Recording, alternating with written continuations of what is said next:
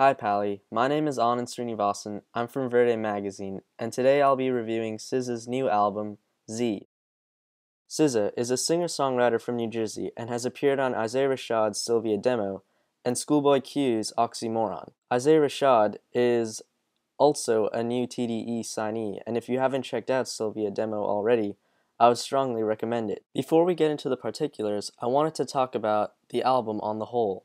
To me, this project follows a clear theme that can be followed through the progression of the production on this album as well as SZA's vocals. This album starts off in a state of confusion, SZA being completely lost and struggling in the thick and subdued composition of the beats and melodies. SZA herself sounds completely forgotten, and on a number of tracks sings in a very meandering tone and has a bunch of muddling effects done to her voice. As the project continues, however, SZA seems to find her voice, and she becomes a lot more emotional and passionate. Likewise, her production becomes a lot more punchy and bold. The back end of this project is incredibly passionate, climatic, and sensational. Alright, so given this theme of SZA discovering herself, analyzing each individual track becomes a lot easier and a bit clearer. The first song, Year, is produced by Mac Miller, and I personally liked it a lot. I find it interesting how the beginning of this track sounds incredibly incongruous and seems to be looped backwards, kind of displaying SZA's initial stages of chaos and confusion.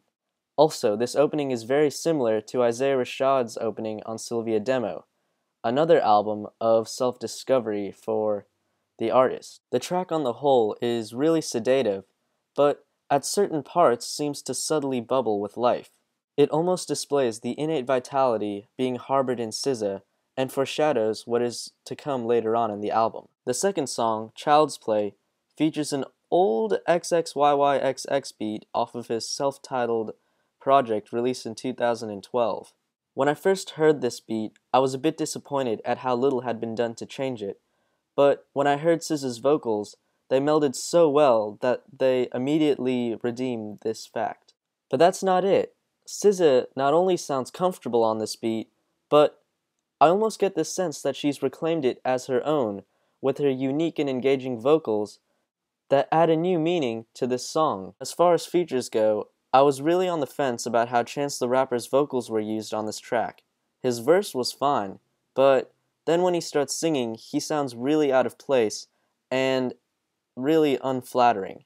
I personally think that Chance thrives the most on his own production, which is really hyperactive and jumpy, and on this track, it's just so slowed down and mellow that he just sticks out like a sore thumb.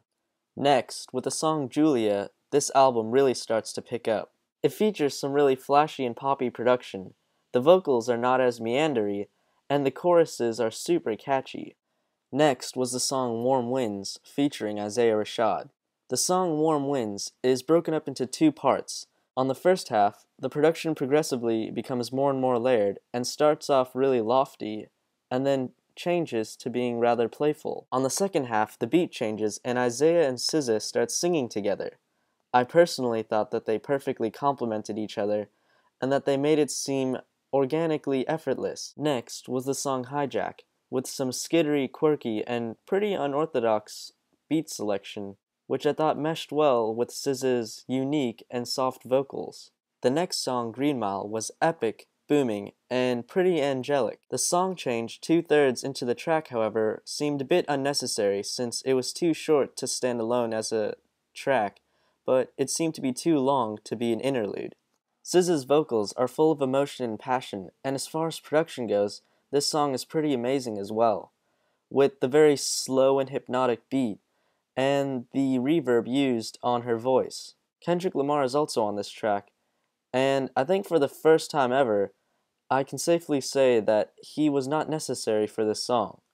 In fact, Kendrick Lamar's verse was rather intrusive and took away from the overall vibe of this song. On the next song, Sweet November, I really like the jazzy instrumentation which SZA used, and her vocals seem to fit it perfectly. Next, on the song Shattered Ring, I like the epic production and the slightly cinematic vibe which was going on throughout the song.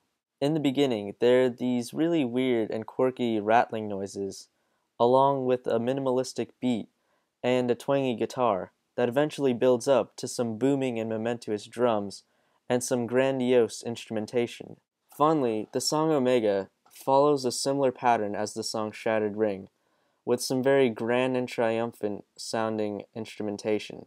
As far as endings go, I feel like Shattered Ring or Omega could have done the job, but both of them simply seem like overkill. In conclusion, I very much enjoyed the ride which this album took me on. I thought that the execution was done very well, and for the most part, I liked almost all of the songs. On a scale of 1 to 10, I would give SZA's album Z about an 8. Anyways, thanks guys for watching the video. If you listen to the album, feel free to leave a comment in the comment section below.